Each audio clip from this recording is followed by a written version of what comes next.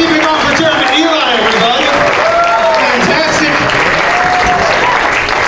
And James, too, awesome. Talking about grocery stores, I believe. I got grocery store humor. Y'all aren't excited. That's fine. Y'all familiar with grocery outlet? A lot of poor people in here, right? That's poverty. It's like the Marshalls of grocery stores where they sell all the shit about to expire that they can't sell anywhere else. If you go to the Northeast Hollywood grocery outlet right now, they have bottles of carbonated banana juice for $1.25. Alright, I suggest you pick one up, or 6, 12, who cares, $1.25, because it is not good. Alright, and it's not bad, but what it is an answer to the question on everyone's mind right now: what the fuck does carbonated banana juice taste like? For $1.25, you can have that answer. The ambiance of grocery outlet, that's what I want to talk about. Alright, I walked in there like a month ago, and it was fantastic. Right, the timing was impeccable. This is what I heard. Alright, like the doors opened up, I just heard, "Cut my life into pieces, this is my last resort," etc., etc., etc. Alright, that's Papa Roach. Right? We're all familiar with Papa Roach, right? That's classic. You know, they played at the inauguration probably. I don't know. It's fucking Papa Roach. They had some cover band, Father Beetle or some shit. But you don't expect to hear Papa Roach at a grocery store. You expect easy listening, Lionel Richie and Tears for Fears and shit. They got Last Resort. No matter, all right? I do my shopping, I ignore it. Do my shopping for like 10 minutes. Then I realize after like 10 or 15 minutes, they're still playing Last Resort by Papa Roach. Alright, now that song's like 3 minutes long. I gotta tune in and investigate, and I quickly realize they're just playing Last Resort on loop, and that is it. That is all the grocery outlet is playing. And it's a radio edit. Now when you hear songs on the radio, you know, they say a bad word, they censor it out with a sound effect, like a car horn or a bottle breaking. Not this radio edit. This radio edit used a slide whistle. Alright, let me just be very clear. I am pro slide whistle, alright? I love slide whistles, but they have a time and a place. And that whimsical Looney Tunes upbeat sound effect does not belong in a suicide anthem. Because that's what it is. It made the juxtaposition, maybe y'all should have had to be there, I don't know. Suffocation, no breathing, don't give a boo when I cut my arm bleeding. It's fucking hilarious. When I got home, I immediately went on YouTube to find the slide whistle mix of fucking Last Resort. I went through like 50 mixes. I never found the slide whistle edit. They made that for grocery outlet, do you understand?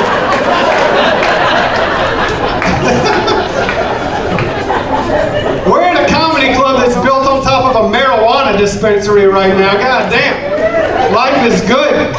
I like weed. Y'all like weed? Is this like an NA convention? Is this the wrong crowd? Like weed, man. I love it. I feel bad for my friends that got like pot leaf tattoos growing up. A lot of my friends got 420 pot leaf tattoos. Especially my friends that live out where it's legal, because now those tattoos are the equivalent to a Coors Light tattoo. And it's no longer cool and rebellious. It's like having a sleeve made up of DMV paperwork going up their arm or some shit. Or whatever.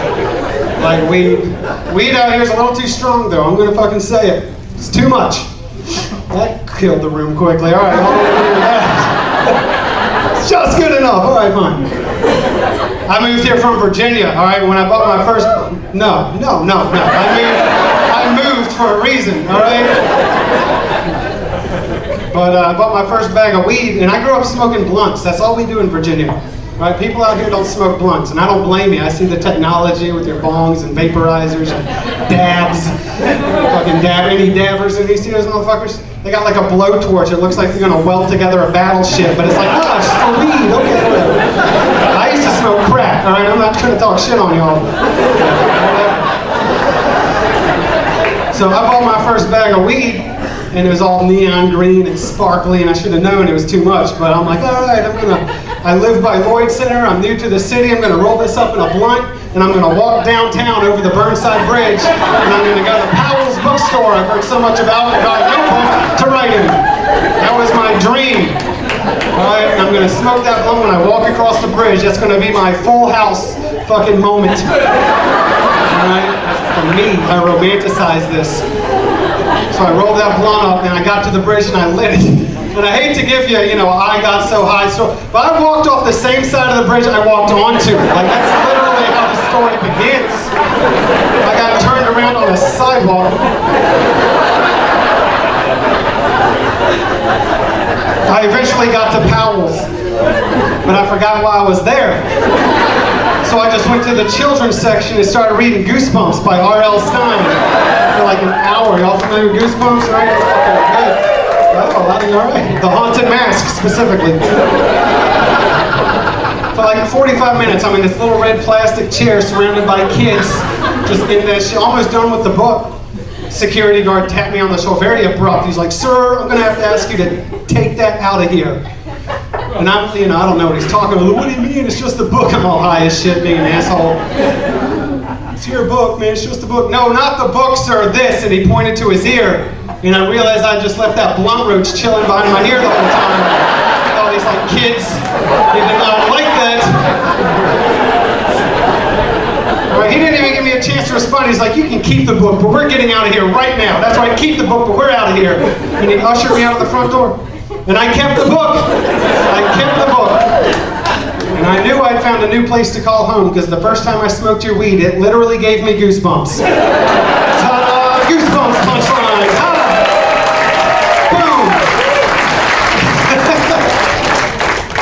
I got a story about suicide that's going to really kill this energy, but I'm telling you. I tried to kill myself once. God, this better be funny, right? If it's not, it's happy ending. I'm still here, all right? Or I don't know if you like me or not, but regardless, I'm still here. Like, when I was a kid, I hated myself. Like, this started early when I was like 12 years old. I just fucking hated everything about myself. And, I listened to Insane Clown Posse and wore Jinko jeans and fucking, a lot of Hot Topic wardrobe choices. But I hated them, and I fantasized about killing myself. And this was all the way till like my mid-20s. And my fantasy was going to be, I was going to get in my car, and I had a Mustang at the time. It doesn't matter, but I'm cool. And I was going to get on the freeway, like I-5 south towards Salem. I was just going to floor it, go as fast as the car could go. And as soon as the first cop tried to pull me over, I was just going to steer off the road and vaporize myself. Like, that was my legit plan. It's quick and clean and painless. Fucking, not clean, but it does the job. So, one night, at the peak of my goddamn despair, I went through with this plan. I got in my car to kill myself. That was my goal. I got in my car, this is it, I'm fucking done. And I hit the freeway and I floored it. And I've got no seatbelt on, I'm crying, listening to Papa Roach on the radio or whatever, I'm sure, weeping. All right. I did not pass one single fucking cop the entire trip to Salem. I made it to Salem in 18 minutes. All right? I got there, had this big epiphany, life is worth living moment, cried, then went to Taco Bell and drove back to Portland. So yeah, I don't know what the moral is. Don't give up or give up. It's something. It's a good suicide story, right? I grew up in Virginia in a farm. Alright? No. Again, no. Very small town. Alright, my graduating high school class was 16 people. Like, for real. Our yearbook had like 6 pages. It looked like a Denny's menu. It was just like laminated pictures of sad people. But anyway, when I was in 2nd grade, I was like 7 years old. Alright? And my best friend had an older brother at that time named Zach, who was like 19 or 20, who I idolized growing up. He was my big, badass older brother role model I didn't have, and I just looked up to him because he drove a Mustang. No coincidence, I got one. And he had facial hair, and he smoked cigarettes, and he was covered with tattoos. And that's what drew me in. That was the key. His whole body, his neck, stomach, chest, arms were sleeved out with these cool, abstract, geometric shapes and designs. And y'all don't give a shit about tattoos out in Portland because you're born with them, but bear with me. This was new technology for me in Virginia in the 80s. Y'all are so fucking cool. So one morning I was riding the bus to school and I took a marker out of my backpack and just started coloring in my arms to make them look like Zach, just out of admiration to kill time. It's like a 45-minute bus ride. So by the time we got to primary school, both my arms were sleeved out just like Zach's. I looked just like Zach, and I was proud. Got off that bus, yeah, I'm the coolest fucking kid, look at me, walking around for like 10 minutes. Then my principal saw me. He was not a fan. My principal was so furious when he saw me, he literally screamed at me, ran up, grabbed me by the neck. This is, again, the 80s. You could like put your hands on kids and not get in trouble. And he marched me into the office screaming, sit in this chair, what have you done to your arms? It's unacceptable, I'm calling your parents, blah, blah, blah, blah, blah. Anyway, long story short, that morning I learned what a swastika is. So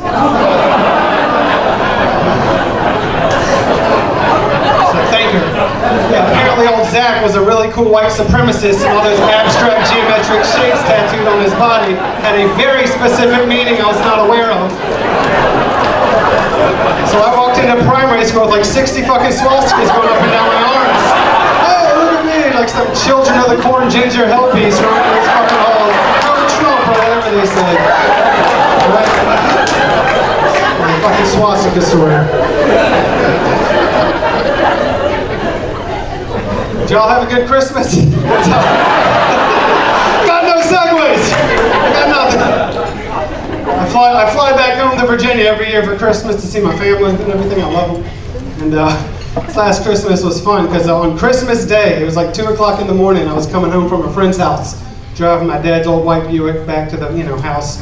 And I was driving through town, and I drive by the Food Line grocery store. It's called Food Line. And the parking lot, no cars in the parking lot. It's 2 in the morning Christmas Day. But it is full of seagulls. Like 20,000, a huge flock of seagulls had just taken over this parking lot.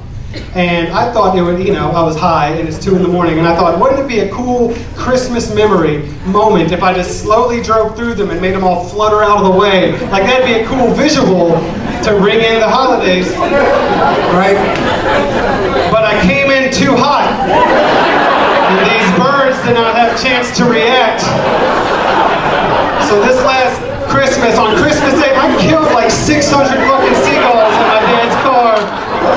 Like I literally fight the steering wheel, I could feel them popping under the tires. The wipers, automatic wipers came on and smearing shit all over. And I learned, I'm not a scientist, clearly. Is that how they do it? They just drive cars into packs of endangered animals and make observations. But I learned the inside of seagulls is mostly yellow. A lot of blood too, but more yellow than any other color. Did I not need to say that last part? Maybe? Good food. All right, enjoy your food. Speaking of topical events that have come and gone, did anybody give a shit about the Olympics last year? Exactly, all right. No one gives a shit about the Olympics, and that is a bad thing. All right, no one pays it. This is the one event that unites every country, regardless of religion or political difference, comes together for this one thing, and no one gives a shit about it. All right, now, who's your favorite pommel horser of all time? Yell it out. Exactly, no one follows any of that. And here's the problem, it's not the events. The events can stay. What we gotta change is we gotta get rid of the professional athletes. All right, I submit that we make the Olympics a lottery-based system where we get 20 random assholes out of each country and just force them to compete with no training or preparation. You call them 2 days before the games, hey, you're on the team, click, and that's fucking it. Right? Would y'all want to see that? That's fucking something you want to see. You agree? You like that? Yeah. You want to, fuck it, you're good, you're on the team, fuck it. We got one person, you're on the team, you're going to be on fucking rings. The rings, y'all familiar with the rings? We do that shit. You ever been on the rings before? No? Great, neither has anyone else probably. It's equal chance. It's all about heart. How deep are you going to dig within yourself to get that gold medal? None of that bullshit, oh, 0.2 of a point deduction because he bent his knees on the landing. Nah, fuck that. Whoever breaks the least amount of bones gets a spot on that podium. Or most. You break both your arms and legs, that's third place guaranteed. That being said, how many people would give a shit about the Olympics if that's how it was held? I got ideas, people. Don't have segues, but I got ideas. Anybody here ever smoke crack? Nobody from Gresham? Not one person? Either from Vancouver or Estacada or any other generic suburb outlying that I can just name and get an easy laugh? Like we're so much fucking better. We're not. I used to smoke a shit ton of crack living in Virginia, not bragging. That's the truth. If you ever go to CD gas, if you go to like that 82nd, you go to a gas station out there, you'll see they sell these little fake fabric roses for $1 a piece. All right, they come in a little glass tube. They're called love roses usually. You may have seen them before. Thought to yourself, what the fuck is the point of this? How do I show love for my boyfriend or fiance with this $1 rose? Well, you see, you're not buying the rose, you're buying that glass tube that it comes in. Those are crack pipes, all right? You smoke crack or meth out of them. I know this because I've bought thousands. This isn't even a joke, this is just a learning experience for everyone. I remember growing up, there was one gas station that sold them, and I had to go there 3 times in one night because they kept breaking. They're very fragile. That third time, oh, I'll play it cool. Let me buy a bag of Doritos and a Fruitopia. You know, that way the cashier will have no idea as I walk up to the register covered in sweat like a broken robot. Yes, 1 more rose too, merchant, thank you. All right. Moral of this, there isn't one. But the point is, you gotta get to that, if you break it, you gotta get to that fucking gas station before it closes, all right? If you break a crack pipe at 4 in the morning, that is desperate times, all right? Crack is not a casual, recreational, oh, I'll finish that later type of drug. It's, I need that right fucking now, urgent. Y'all smoke weed, right? Y'all remember when you were a kid, you make bongs out of like apples and 2-liter bottles and plumbing parts? Yeah, you fucking, that is nothing compared to what a crackhead will fucking do, alright? You will make MacGyver look like Forrest Gump with the shit you come up with to keep smoking crack. Alright, I don't really have a punchline. I can tell everyone in here I've smoked crack out of a flute on multiple occasions. I don't know why I told y'all that. There's no, just bragging. You know, big change coming to Portland from Virginia. You got a lot of homeless people out here, which is, ooh, already somebody, oh, I love the homeless. I got like 8 cases of bottled water in the back of my car right now that I give out to homeless on my own. I've never even told anybody about that, I just do it. So fuck y'all, motherfuckers, how about that? But the problem with Portland, there's a lot of Portland homeless. All right, old people with beards, disabled, yeah, they're fucking, I'll give them $1, whatever I can. But these young, able-bodied, 20-year-old anarchists with dreadlocks who are white, fuck them. All right, they can occupy my taint. I don't give a shit if you agree or not. Fuck every one of them. They're fucking bullshit. Homelessness is not a choice. Here's the straw that broke my back. Recently, I was downtown. I need to take a shit. So I was lucky because I was right by ground control. All right, I got great bathrooms. Great bathrooms. And if you don't believe me, you can go to my website, barbathroomreviews.com. That is a real website I made while high on mushrooms like 3 years ago, and I've just kept up with it. It's like 300 reviews in there right now. barbathroomreviews.com. But, so I was like, all right, ground control, walk over there, reach for the door, and then this motherfucking stereotype, this 22-year-old got right in my face, got in front of the door. Hey man, could I have some money? You know, I'm polite, so I was like, nah man, I'm sorry, I can't help you out. You know, I'm trying to end that conversation cordially. But he didn't want that conversation to end, he wanted to get that last word in, so he spoke up really loud. Goes, well, I see you got enough money to play video games, but not enough to help me, a struggling artist. Way to be, man. Right, I'm just trying to take a shit. I didn't come here for life lessons from this hobo. Fuck him. All right? And it angered me, so, you know, it's just perfect opportunity for me to ask. I've always wanted to ask one of these dudes, so I was just like, you know, dude, you're a white guy in your 20s living in Portland, Oregon. All right, we are the 1%, so what's your excuse? Lay it on me. And this is exactly what he told me. I quote, just because I'm white doesn't mean life has been easy. It's hard not to laugh when you say that out loud. Digress. Just because I'm white doesn't mean life has been easy. My father walked out on me when I was 16. Fucking 16, goddammit, do you understand? not trying to undermine the importance of a strong father figure in the household, but at 16, it is time to buck up, champ. I mean, Jesus Christ. If he had said 5 or 8, I would have sympathized with him, but he will not get last word on 16. So I fired right back without missing a beat, and I just let him know, point blank, dude, that's rough. But when I was 9, my father shot and killed himself in front of me, which understandably, I get, is not funny, but it's also not true. The point here, he is not winning this conversation, ladies and gentlemen. Fuck that guy. I will be the victor that I was. When I said that, he literally went, fuck, and grabbed this dog, because of course there's a dog involved, and he walked the hell out of my life.